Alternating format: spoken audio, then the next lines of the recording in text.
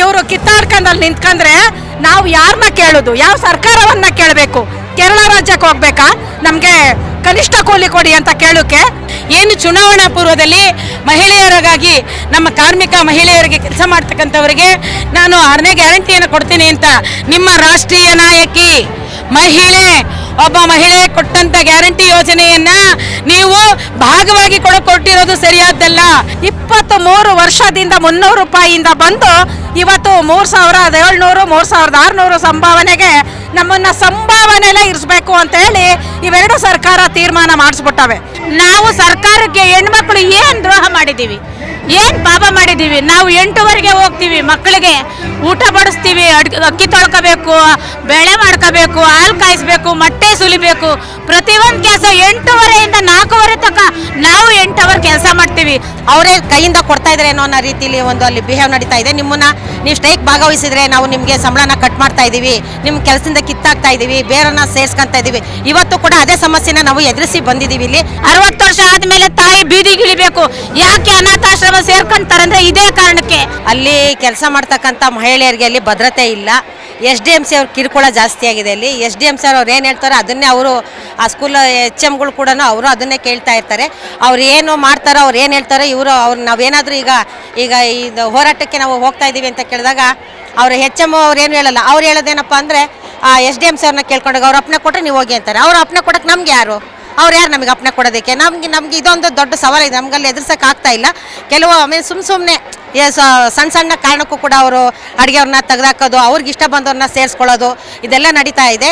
ಮೊದಲು ನಮ್ಗೆ ಇದು ಏನಾಗಬೇಕು ಅಂತಂದರೆ, ಮುಂಚೆ ಯಾವ ರೀತಿ HM ಮತ್ತು ಬಿಸಿ ಊಟದ ಹೆಡ್ ಕುಕ್ಕಿಂದ ಏನು ಇತ್ತು, ಮುಖ್ಯ ಅಡುಗೆದೇನಿತ್ತು ಅದೇ ಥರ ಆಗಬೇಕು. ಅದನ್ನು ಚೇಂಜ್ ಮಾಡೋ ತನಕ ಇವರು ಸರಿ ಹೋಗಲ್ಲ ಅನ್ನೋದೊಂದು. ಇವ್ರಿಗೆ ಯಾವಾಗ ಇದು ಅಧಿಕಾರ ಕೊಟ್ಟಿದ್ದಾರೆ ಅವರು ಎಲ್ಲ ನಮ್ಮದೇ ಅಂತೇಳಿ ತಿಳ್ಕೊಂಡು ನಮ್ಮ ಅಡುಗೆಯವರ ಮೇಲೆ ಅವ್ರನ್ನ ದಬ್ಬಾಳಿಕೆ ನಡೆಸ್ತಾ ಇದ್ದಾರೆ. ಅದೊಂದು ಸವಾಲು. ಆಮೇಲೆ ಏನೀಗ ಸಂಬಳ ಏನು ಇದು ಮಾಡ್ತಿದ್ದಾರೆ, ಅವರೇ ಕೈಯಿಂದ ಕೊಡ್ತಾ ಇದ್ರೆ ಏನೋ ಅನ್ನೋ ರೀತಿಲಿ ಒಂದು ಅಲ್ಲಿ ಬಿಹೇವ್ ನಡೀತಾ ಇದೆ. ನಿಮ್ಮನ್ನ ನೀವು ಸ್ಟ್ರೈಕ್ ಭಾಗವಹಿಸಿದ್ರೆ ನಾವು ನಿಮಗೆ ಸಂಬಳನ ಕಟ್ ಮಾಡ್ತಾ ಇದ್ದೀವಿ, ನಿಮ್ಮ ಕೆಲಸದಿಂದ ಕಿತ್ತಾಕ್ತಾ ಇದ್ದೀವಿ, ಬೇರನ್ನ ಸೇರ್ಸ್ಕೊಂತ ಇದ್ದೀವಿ. ಇವತ್ತು ಕೂಡ ಅದೇ ಸಮಸ್ಯೆನ ನಾವು ಎದುರಿಸಿ ಬಂದಿದ್ದೀವಿ. ಇಲ್ಲಿ ಇದು ನಿಜವಾಗ್ಲೂ ಮಾನವೀಯತೆ, ಮನುಷ್ಯತ್ವ ಇರತಕ್ಕಂಥ ರಾಜಕಾರಣಿಗಳ ಸರ್ಕಾರನ ಅಂತ ಯೋಚನೆ ಮಾಡೋ ಪರಿಸ್ಥಿತಿ ಬಂದಿದೆ. ಯಾಕೆಂದರೆ ಕೇಂದ್ರ ಸರ್ಕಾರ ಯೋಜನೆಗಳನ್ನ ತೊಗೊಂಬರುತ್ತೆ, ಆದರೆ 600 ರೂಪಾಯಿ ಕೊಟ್ಟಿದೆ ಕೇಂದ್ರ ಸರ್ಕಾರ. 600 ರೂಪಾಯಿಲಿ ಹೇಗೆ ಜೀವನ ಮಾಡ್ತಾರೆ ಅಂತ ಯೋಚನೆ ಮಾಡದೇ ಇರತಕ್ಕಂಥ ಪ್ರಧಾನಮಂತ್ರಿಯವರು ಇವತ್ತು ಯೋಚನೆ ಮಾಡಬೇಕು. ಇದನ್ನು 600 ರೂಪಾಯಿಲಿ ಹೇಗೆ ಮಾಡ್ಲಿಕ್ಕೆ ಸಾಧ್ಯ? ಈ ಯೋಜನೆಗೆ ನಾನು ಕೇಂದ್ರದಿಂದ ಎಷ್ಟು ಅನುದಾನ ಬಿಡುಗಡೆ ಕೊಡ್ತಾ ಇದ್ದೀನಿ, ಏನು ಮಾಡ್ತಾ ಇದ್ದೀವಿ ಅಂತ ಕೇಂದ್ರ ಸರ್ಕಾರ ಚಿಂತೆ ಮಾಡ್ತಾ ಇಲ್ಲ. ಎರಡೂ ಸರ್ಕಾರಗಳ ಮಧ್ಯೆ ಸೇರಿಕೊಂಡು ರಾಜ್ಯ ಸರ್ಕಾರ ಕೇಂದ್ರ ತೋರಿಸ್ತಾ, ಕೇಂದ್ರ ರಾಜ್ಯವನ್ನು ತೋರಿಸ್ತಾ ಮಹಿಳೆಯರನ್ನ ಶೋಷಣೆ ಮಾಡ್ತಾ ಇದೆ. ಅದರಿಂದ ನಾವು ಕೇಂದ್ರ ಸರ್ಕಾರಕ್ಕೂ ಕೂಡ ಹೋರಾಟವನ್ನು ಹಮ್ಮಿಕೊಳ್ತೇವೆ. ಇವತ್ತು ಬಹುಮುಖ್ಯವಾಗಿ ರಾಜ್ಯ ಸರ್ಕಾರ ಏನು ಚುನಾವಣಾ ಪೂರ್ವದಲ್ಲಿ ಮಹಿಳೆಯರಿಗಾಗಿ, ನಮ್ಮ ಕಾರ್ಮಿಕ ಮಹಿಳೆಯರಿಗೆ ಕೆಲಸ ಮಾಡ್ತಕ್ಕಂಥವರಿಗೆ ನಾನು 6ನೇ ಗ್ಯಾರಂಟಿಯನ್ನು ಕೊಡ್ತೀನಿ ಅಂತ ನಿಮ್ಮ ರಾಷ್ಟ್ರೀಯ ನಾಯಕಿ ಒಬ್ಬ ಮಹಿಳೆ ಕೊಟ್ಟಂತ ಗ್ಯಾರಂಟಿ ಯೋಜನೆಯನ್ನ ನೀವು ಭಾಗವಾಗಿ ಕೊಟ್ಟಿರೋದು ಸರಿಯಾದ್ದಲ್ಲ. ಮಹಿಳೆಗೆ ಅವಮಾನ ಮಾಡ್ದಂಗಾಗತ್ತೆ. ಈ 6ನೇ ಗ್ಯಾರಂಟಿಯನ್ನ 6000 ರೂಪಾಯಿ ಈ ಬಜೆಟ್ ಒಳಗಡೆ ತರಲೇಬೇಕು. ಈ ರಾಜ್ಯ ಸರ್ಕಾರ ನಿಮ್ಮ ನಾಯಕಿ ಕೊಟ್ಟಂತಹ ಬೇಡಿಕೆಯನ್ನು ಈಡೇರಿಕೆ ಮಾಡಲೇಬೇಕು. ಗೃಹಲಕ್ಷ್ಮಿ ಬೇರೆ ಬೇರೆ ಎಲ್ಲ ಕೊಡ್ತಾ ಇದ್ದೀರಿ, ಮನೇಲಿ ಮಲಗಿರೋರ್ಗೂ ಕೊಟ್ಟಿದ್ದೀರಿ, ದುಡಿತಕ್ಕಂಥವ್ರಿಗೆ ಏನು ಕೊಡ್ತಾ ಇದ್ದೀರಿ? ದುಡಿತಕ್ಕಂಥ ಮಹಿಳೆಯರಿಗೆ ನೀವು ಅದನ್ನು ಕೊಟ್ಟಿದ್ದೀವಿ ಅಂತ ಹೇಳಿ 3 ವರ್ಷದಿಂದ ನೀವು ಕೊಡಲಿಲ್ಲ, 10 ವರ್ಷದಿಂದ ಅವ್ರು ಕೊಡಲಿಲ್ಲ. ಹೆಂಗಣ್ಣ ಜೀವನ ಮಾಡಬೇಕು? ಅವ್ರ ಮಕ್ಕಳು ಹೆಂಗೆ ಅವರು ವಿದ್ಯಾಭ್ಯಾಸ ಮಾಡೋದು? ಬೆಲೆ ಏರಿಕೆ ಗಗನಕ್ಕೆ ಹೋಗ್ತಾ ಇದೆ. ಎಣ್ಣೆ, ತರಕಾರಿ, ಬೇಳೆ ಕಾಳುಗಳ ಬೆಲೆ. ನೀವು ಮನುಷ್ಯರಾದರೆ ಈ ಕಾರ್ಮಿಕರ ಬಗ್ಗೆ ಈ ಸದನದೊಳಗಡೆ ತೀರ್ಮಾನ ತಗೊಂಡು 6ನೇ ಗ್ಯಾರಂಟಿಯನ್ನು ಜಾರಿ ಮಾಡಬೇಕು. ಮುಂದಿನ ದಿನಗಳಲ್ಲಿ ನಮ್ಮನ್ನ ಸರ್ಕಾರಿ ನೌಕರರಂತ ಹೇಳಿ ಮಹಿಳೆಯರನ್ನ ಘೋಷಣೆ ಮಾಡಬೇಕು ಅಂತ ಕೇಳ್ಕೊಳ್ತಾ ಇದ್ದೀವಿ. ನಮ್ಮನ್ನ ಯಾವುದೇ ರೀತಿ ಗಮನ ಹರಿಸ್ತಿಲ್ಲ. ನಮ್ಮ ಬಿಸಿ ಊಟದ ಹೆಣ್ಮಕ್ಳ ಕಡೆ ಯಾವುದೇ ಗಮನವನ್ನ ಹರಿಸ್ತಾ ಇಲ್ಲ ಸರ್ಕಾರ ನಮ್ಮನ್ನ ತಿರುಗಿ ನೋಡ್ಲಿ ಅಂತ ಹೇಳಿ ನಾವು ಈ ಫ್ರೀಡಂ ಪಾರ್ಕಲ್ಲಿ ಇವತ್ತು ಈ ಒಂದು ಅನಿರ್ದಿಷ್ಟಾವಧಿ ಧರಣಿಯನ್ನ ಇವತ್ತು ಮಾಡ್ತಾ ಕೂತಿದ್ದೀವಿ. ಇಲ್ಲಿ ಇಂಥ ಬಿಸಿಲಲ್ಲಿ ಹೆಣ್ಮಕ್ಳು ಒಂದು ಕೃತಕ ಶೌಚಾಲಯ ಇಲ್ಲ, ಒಂದು ನೀರಿಲ್ಲ, ಒಂದು ಏನು ಇಲ್ದಿರ ಬಂದು ಇಲ್ಲಿ ರೊಟ್ಟಿ ಬುತ್ತಿ ಕಟ್ಕೊಂಡು ಇಲ್ಲಿ ಬಂದು ಹೋರಾಟವನ್ನು ತೊಡಗಿಸ್ಕೊಂಡಿದ್ದೀವಿ. ಇವತ್ತೊಂದು ದಿನ ಹೆಣ್ಮಕ್ಕಳಿಗೆ 2003ರಲ್ಲಿ SM ಕೃಷ್ಣ ಅವರು ಮುಖ್ಯಮಂತ್ರಿ ಆದಂಥ ಸಂದರ್ಭದಲ್ಲಿ ಈ ಒಂದು ಉಪಹಾರ ಯೋಜನೆಯನ್ನು ಅವ್ರು ತಂದರು. ಅವತ್ತಿಂದ 100 ರೂಪಾಯಿಗೆ ದುಡ್ದಿದ್ದೀವಿ, 300 ರೂಪಾಯಿಗೆ ದುಡ್ದಿದ್ದೀವಿ. ಇವತ್ತು 3700, 3600 ಕೊಟ್ಬಿಟ್ಟು ಇವರು ಕಿತ್ತಾಡ್ಕೊಂಡಲ್ಲಿ ನಿಂತ್ಕೊಂಡ್ರೆ ನಾವು ಯಾರನ್ನ ಕೇಳೋದು? ಯಾವ ಸರ್ಕಾರವನ್ನ ಕೇಳಬೇಕು? ಕೇರಳ ರಾಜ್ಯಕ್ಕೆ ಹೋಗ್ಬೇಕಾ? ನಮಗೆ ಕನಿಷ್ಠ ಕೂಲಿ ಕೊಡಿ ಅಂತ ಕೇಳೋಕೆ? ಇಲ್ಲ ನಾವು ಇಲ್ಲಿ ಕೇಳಬೇಕಾ, ಸಿದ್ದರಾಮಯ್ಯನವ್ರು ಕೇಳಬೇಕಾ, ಅಥವಾ ನಾವು ಯಾರನ್ನು ಕೇಳಬೇಕು? ನಮ್ಮ ಕನಿಷ್ಠ ಕೂಲಿಯನ್ನ ಯಾರನ್ನು ಕೇಳಬೇಕು? ನಾವು ಕನಿಷ್ಠ ಕೂಲಿಯನ್ನ.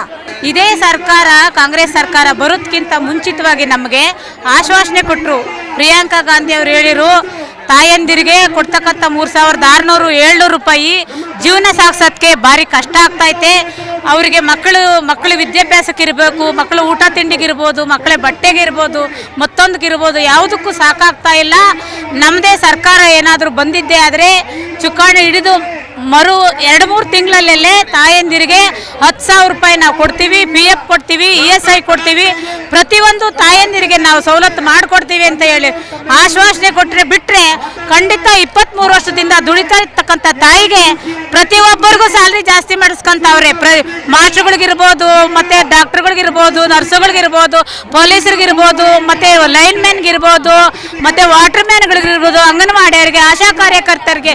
ನಾವು ಸರ್ಕಾರಕ್ಕೆ ಹೆಣ್ಮಕ್ಳು ಏನು ದ್ರೋಹ ಮಾಡಿದ್ದೀವಿ, ಏನು ಪಾಪ ಮಾಡಿದ್ದೀವಿ? ನಾವು 8ವರೆಗೆ ಹೋಗ್ತೀವಿ, ಮಕ್ಕಳಿಗೆ ಊಟ ಬಡಿಸ್ತೀವಿ, ಅಕ್ಕಿ ತೊಳ್ಕೋಬೇಕು, ಬೇಳೆ ಮಾಡ್ಕೋಬೇಕು, ಹಾಲು ಕಾಯಿಸ್ಬೇಕು, ಮೊಟ್ಟೆ ಸುಲಿಬೇಕು, ಪ್ರತಿಯೊಂದು ಕೆಲಸ 8ವರೆಯಿಂದ 4ವರೆ ತನಕ ನಾವು 8 ಅವರ್ ಕೆಲಸ ಮಾಡ್ತೀವಿ. ಸರ್ಕಾರಕ್ಕೆ ಕಾಣಲ್ವಾ? 8 ಅವರ್ಸ್ ತಾಯಿ ಕೆಲಸ ಮಾಡ್ತಾಳತ್ತೆ. ಹೆಣ್ಮಕ್ಳಿಗೆ ಎಲ್ಲ ಥರ ಸವಲತ್ತು ಕೊಡ್ತೀವಿ ಅಂತ ಆಶ್ವಾಸನೆ ಕೊಟ್ಟೈತೆ. ಸ್ವಾಮಿ, ನಾವು ಸಿದ್ದರಾಮಯ್ಯವ್ರಿಗೆ ಕೇಳಿಲ್ಲ 2,000 ರೂಪಾಯಿ ಕೊಡ್ರಿ ಅಂತ, ಬಸ್ ಫ್ರೀ ಮಾಡ್ರಿ ಅಂತ ನಾವು ಕೇಳ್ದವ್ರಲ್ಲ. ಅವರು ಚುಕ್ಕಾಣಿ ಹಿಡಿಯೋಕ್ಕೆ, ಅವರು ಗೆದ್ದು ರಾಜಕೀಯ ಇದು ಮಾಡ್ಕೊಳಕ್ಕೆ, ಅವ್ರು ಕುರ್ಚಿ ಉಳ್ಕೊಂಬಕ್ಕೋಸ್ಕರ ಅವ್ರು ನಮಗೆ ಭರವಸೆ ಕೊಟ್ಟರು. ನಾವೇನು ಕೊಡ್ರಿ ಅಂತ ಕೇಳಿರಲಿಲ್ಲ, ಮಾಡ್ಯವ್ರೆ.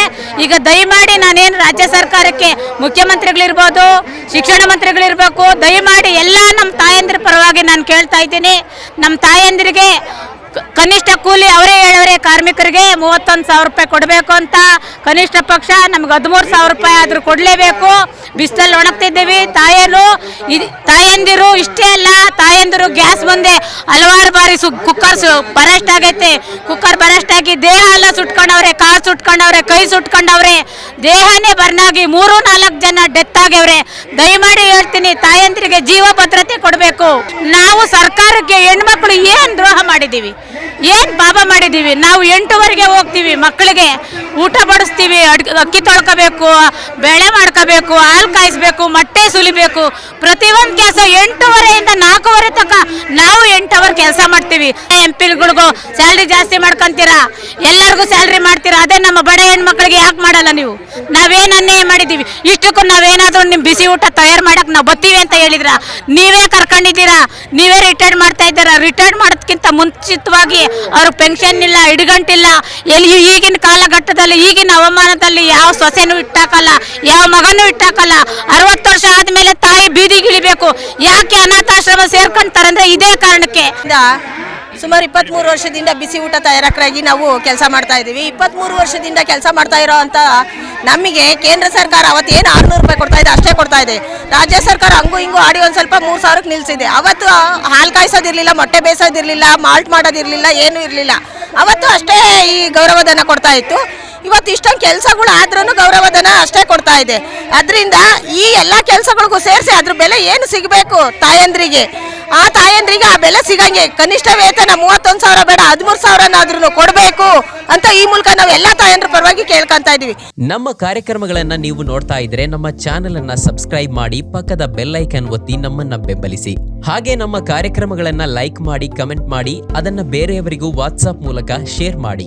ನೀವು ಹೀಗೆ ಮಾಡಿದಾಗ ನಮ್ಮ ಚಾನೆಲ್ ಇನ್ನಷ್ಟು ಮತ್ತಷ್ಟು ಜನರಿಗೆ ತಲುಪಲು ನೀವು ನಮ್ಮೊಂದಿಗೆ ಸಹಕರಿಸಿದ ಹಾಗಾಗುತ್ತೆ.